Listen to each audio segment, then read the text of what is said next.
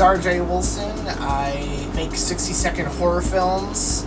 I play guitar in the band Eyeball, and I live in Portland, Maine with my girlfriends and 3 cats.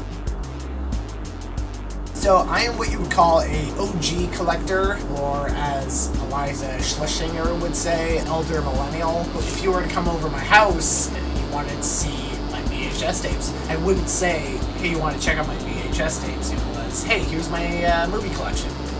So these 2 tapes right here are just 2 of the tapes that I had when I was in high school. I bought these at a record store called Coconuts. But yeah, so Smashing Pumpkins were my favorite band when I was in high school. Yeah, I had every album they ever released. But yeah, I loved this tape. I watched this countless times, and I was a huge Rowan Atkinson fan. Still am, actually.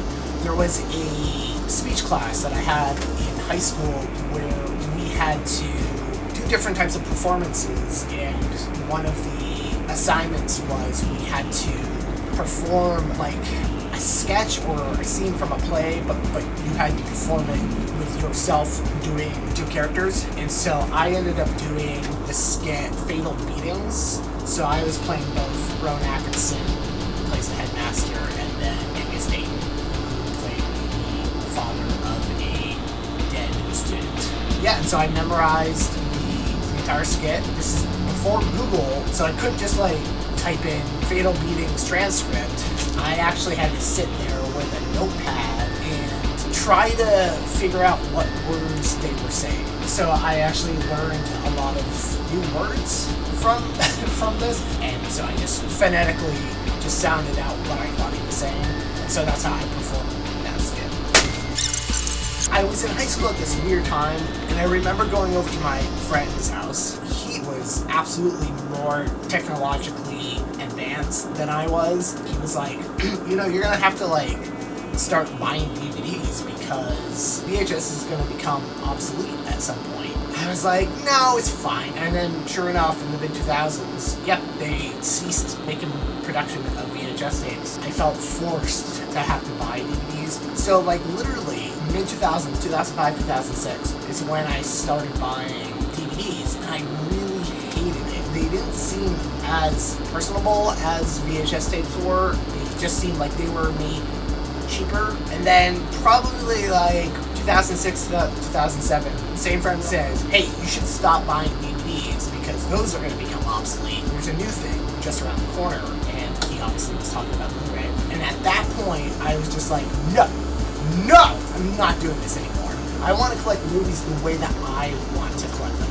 Probably around 2008 was when I was cautiously starting to collect. It was around the time that I was in film school. I just started collecting VHS tapes of movies that I remember watching from when I was a kid or whatever. Around that time, around 2011, 2012, I started going to horror hound fests because I had a friend in school who lived in Indianapolis. Her name is Chloe, and I would go visit her, and she had a bunch of friends that she introduced me to, and 2 of those friends happened to be the Rice brothers of the now defunct Briarwood Entertainment. And I remember we were at a horror hound convention. I don't remember who brought it up at the time, but it was either me or Justin. But we found out that we both collect VHS tapes. I didn't think I was particularly original in the fact that I was collecting VHS tapes. I figured that there were going to be some people out there doing that. Just didn't really comprehend quite how vast the tape community was. So he said, oh yeah, me and my brother Jesse are starting a VHS distribution company, and our first release is going to be a shot-on-video movie by a 14-year-old. And I would later find out that filmmaker would be Johnny Dickey and his movie Slaughter Tales. I was really happy to know another collector when I really started to understand just how big this collector scene was. I had another friend by the name of Patsy. Her hometown is in Pennsylvania, and she was driving past the theater, immediately called me and said, hey, I was driving past Sherman Theater, and it looked like there was some sort of VHS convention going on. And as it turns out, that VHS convention was severed. I've been several times, haven't been in a while. I know took last year off. I'd love to go again.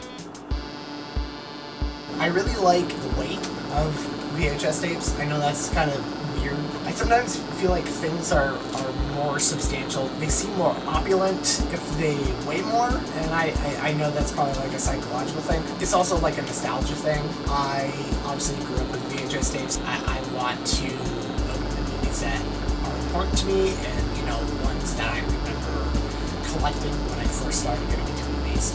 I also really like the physical history that is contained in a VHS tape. So, for instance, like the Smashing Pumpkins tape that I have. The last time I watched that tape could have been 20 years ago. Like, I don't know. It is interesting that you can plop that into your VCR. It is going to be stopped at the place that you last watched it. And I find that really interesting. And then, tapes can degrade a little bit, and especially if you watch a particular scene on a tape, and that's like sort of history in the making, so to speak. This goes for like all collectors, is the artwork. When I first started sort of recollecting, one of the big tapes for that was this, Happy Birthday to Me. So this is how I remember watching the movie.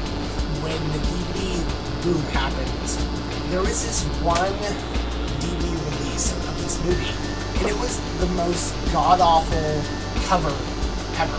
It was horribly photoshopped. The main killer girl holding like a birthday cake. She's got these like green-yellow eyes. It's just awful Photoshop. That isn't just for that movie.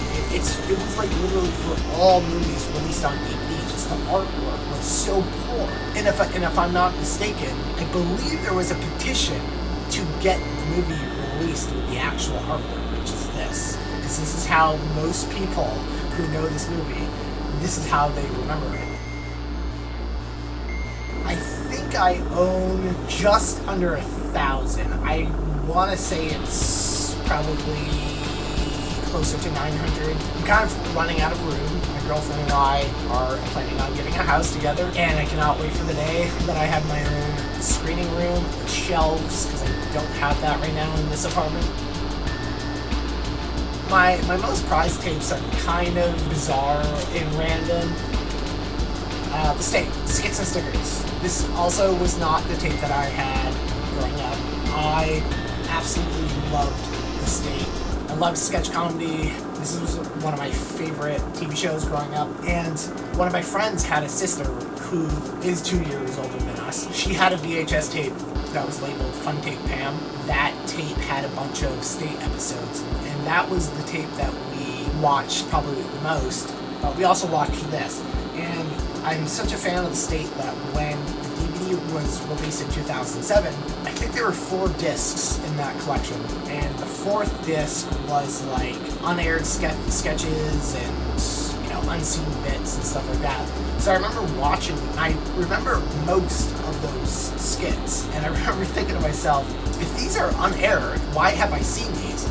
And then I remembered, because of this tape. This tape has many skits that were not aired, and that was a cool thing that VHS did back in the day, is you had unreleased stuff and stuff that you can't get anywhere else.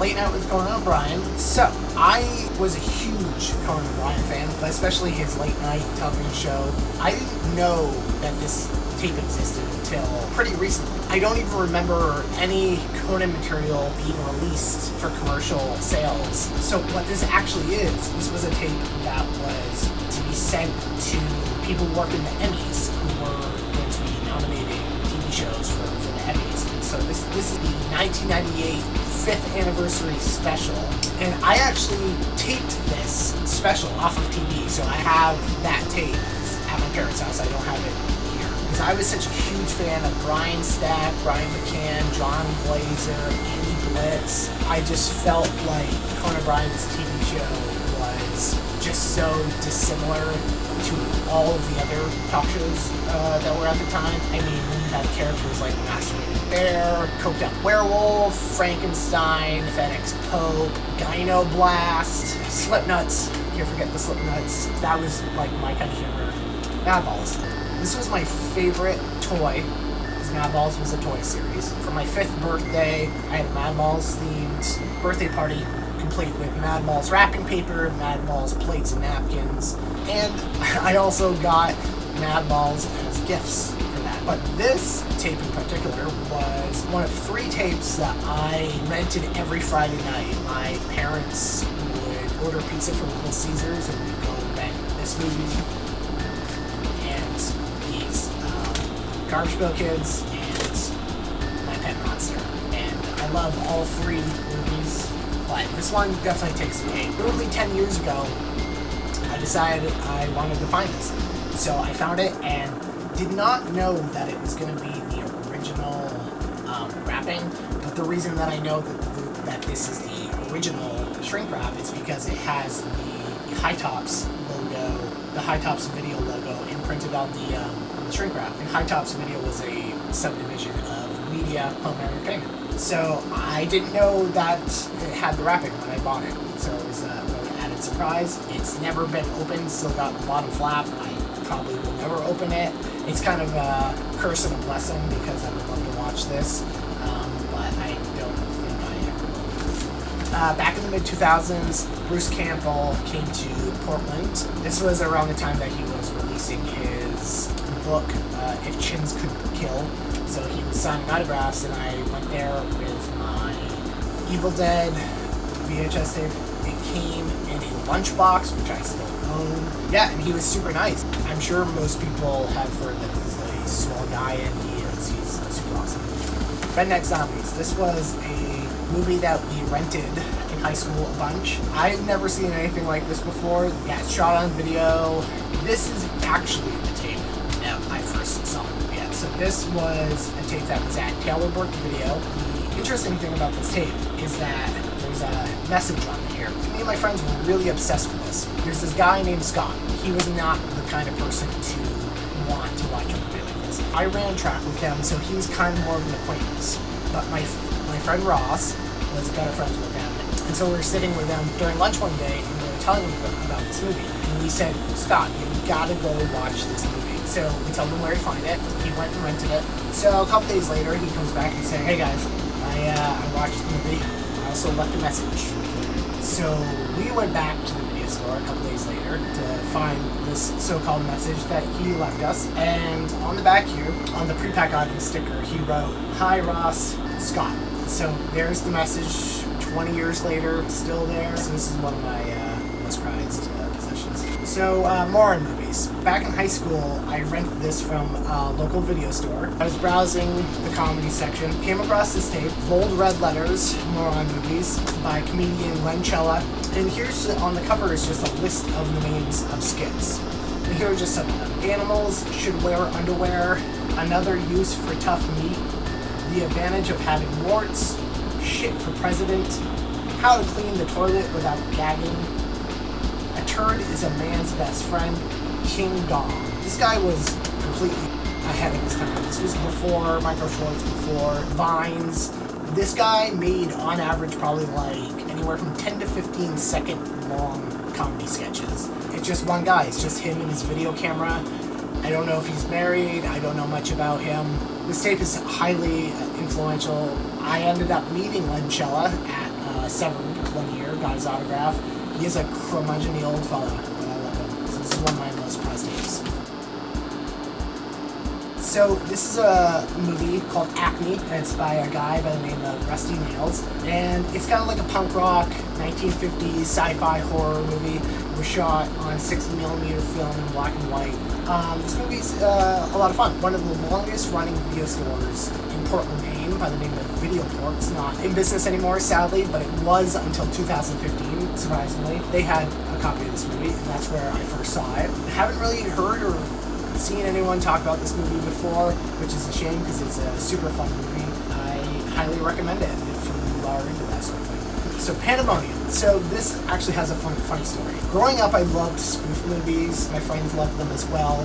This was a movie that we rented from back in the day. way. When I started consciously collecting tapes, this was a tape that I wanted to track down. When Matt Rothbard and I met for the first time, we decided to meet because we are from the same area. So we decided to meet at a bar, grab some drinks, and do some trading. And so I was on my way to the bar. We were communicating through Instagram. We hadn't exchanged phone numbers at the time. But I was on my way to the bar, and I opened up Instagram just to see if maybe he left me a message and said, like, oh, I'm running late, or I'm in the back, or I'm in the front, or whatever. So I just wanted to check. So I log in. The first thing that I see is a post by Matt himself, and it is a picture of Pandemonium on VHS. And I stopped dead in my tracks. I've never seen anyone post this movie before. I can't find a copy of it, and now Matt, the guy that I'm going to go meet for the first time, has a copy of it. And so what happened was a mutual friend of ours, Tristan, he has his own store called Coast City Comics here in Portland, Maine. He sells comic books, video games, toys, shirts, VHS tapes. And so a guy had come in with a box, and in that box was a copy of Pandemonium. We thought Matt would find it interesting, so he gave it to him. And so flash forward maybe a week or two, and I get a message from Matt that says, dude, message Tristan right now. He has another copy of Pandemonium. And so I messaged him, and I was like, dude, you have another copy? He's like, yeah, come grab it. And it was this. Just think about that for a second. So a tape that is incredibly rare, that I haven't been able to find. Two separate people came to his store within 1 to 2 weeks of each other to drop off boxes that both had a copy of Pandemonium on tape. And this one's a cut box. I'm not really complaining. I'm so happy to finally have this tape. I would like to upgrade at some point to the book box intact. And even if I do, I'm not going to get rid of this. I mean, this is too good of a story to get rid of. So I'm going to keep this. Like I said before, I'm a big Rowan Atkinson fan. I did not know this tape existed when I was growing up. I had a biography of his called Been There, Done That. I had seen all of his shows, obviously Mr. Bean, Blackadder, Thin Blue Line, Not the 9 O'Clock News. I knew about all the movies that he had bit parts in, like Tall Guy, Hot Shots Part 2, For Weddings and Funeral.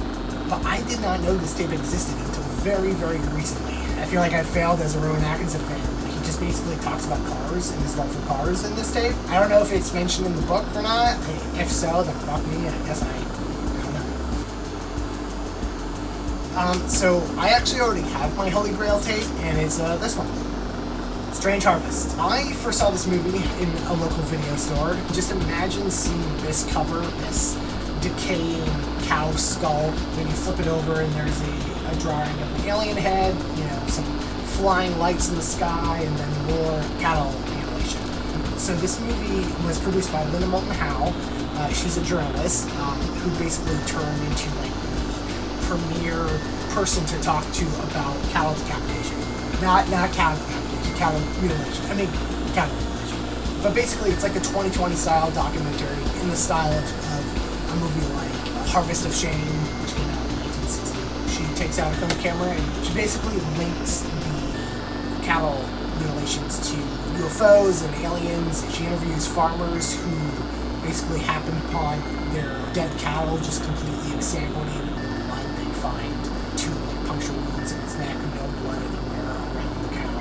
It's a really strange documentary, and for the longest time I could not find this. I even went so far as emailing Linda Moulton Howe on her Earth Files website. And I asked her if she had any more copies, and she said that she'd have to look for it. She was actually on her way to a flight to go to an overseas convention, because she does UFO conventions. She said, well, I'll check when I get back. I have some stuff in my attic. And I basically said to her, I don't want to have to make you do that. So I just opted to not pursue that. Some time went by, and finally I found someone post a copy on Instagram in a stack of other tapes, and that person goes by Quantum Rampum on Instagram. It was the first picture I'd ever seen of Strange Harvest posted on Instagram, so I immediately messaged him and I said, this is my Holy Grail tape, can we please do a trade? He was a little hesitant because he's like, yeah, it's a really rare tape, what do you have? And I basically had a stack of trade bait that I had accumulated over the years, and I kept that so that I could use that basically as bounty for a Strange Harvest tape. I had a lot of people, ask me if they could trade for those tapes in that stack, and I basically said they're not really up for trade unless you have a copy of Strange Harvest, because I don't want to get rid of a tape that could potentially get me this tape. So I sent him that stack, and he ended up wanting my cheerleader camp, which I was more than happy to send his way.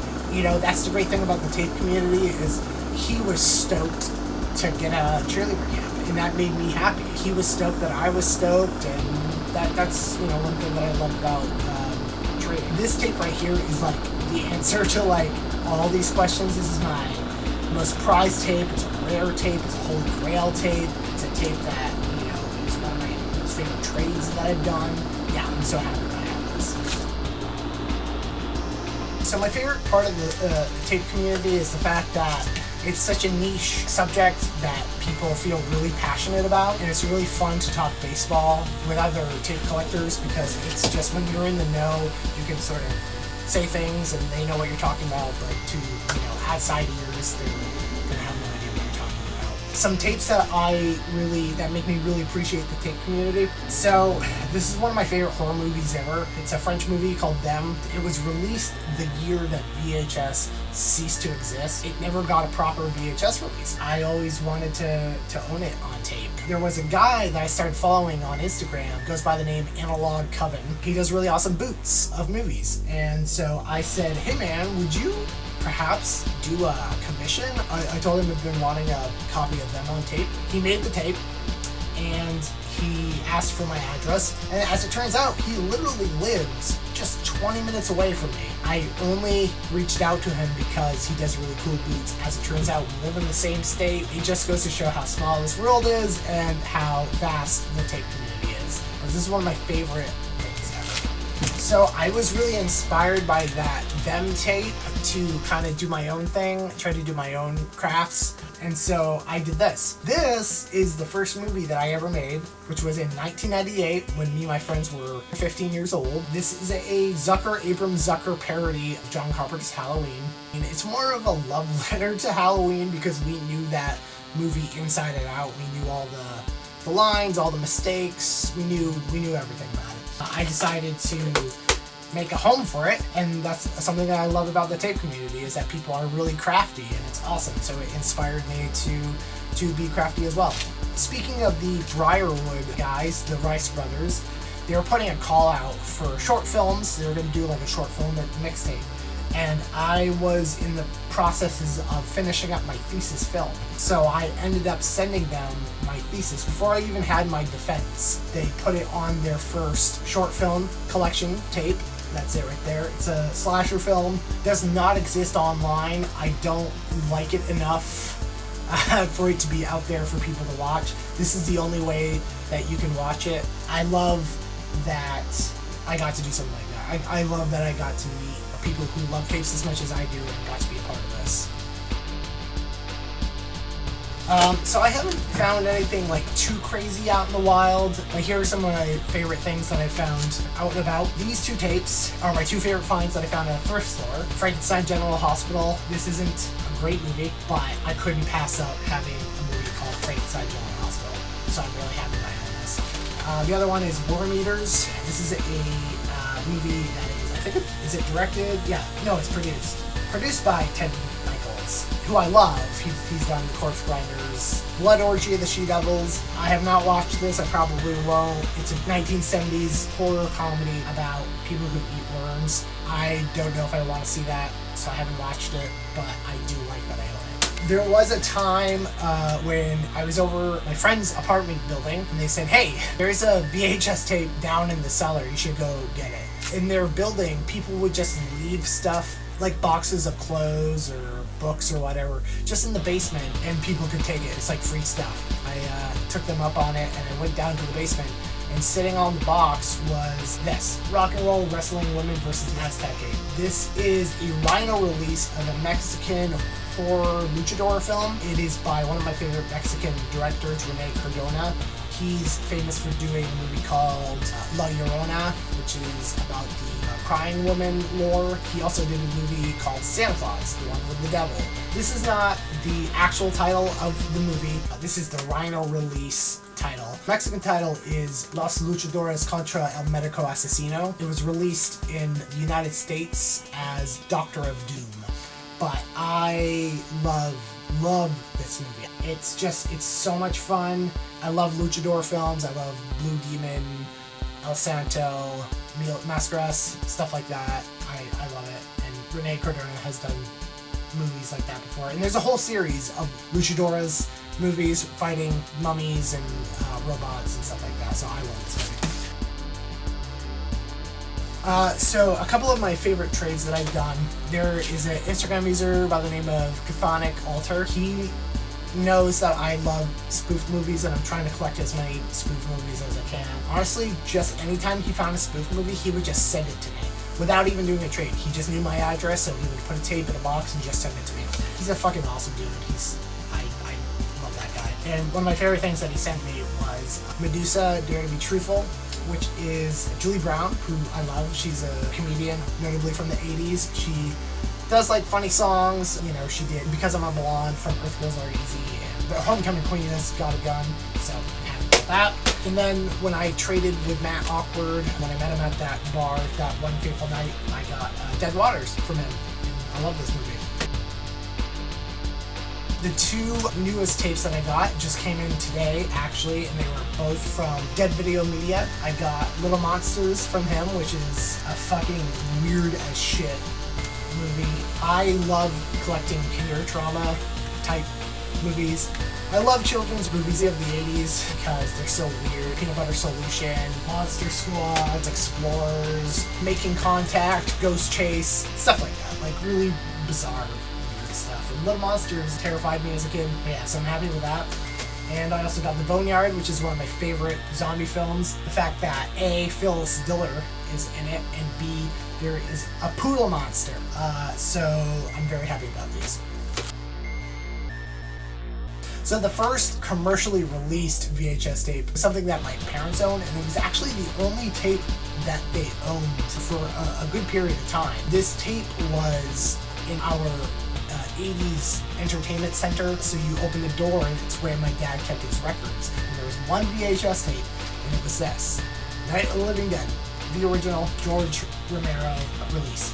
This doesn't have pictures on it, so growing up as a kid, this is how I knew of this movie. I hadn't heard about it before. I couldn't go on YouTube. I couldn't go on Google to learn about it. So what I had to do to find out what it was I had to watch it. And I gotta be honest, it fucking disturbed the shit out of me. Especially the scene where the little girl kills her mom with a trowel in the basement. Dude, that scene, still to this day, is one of the most fucked up things I've seen. Like, that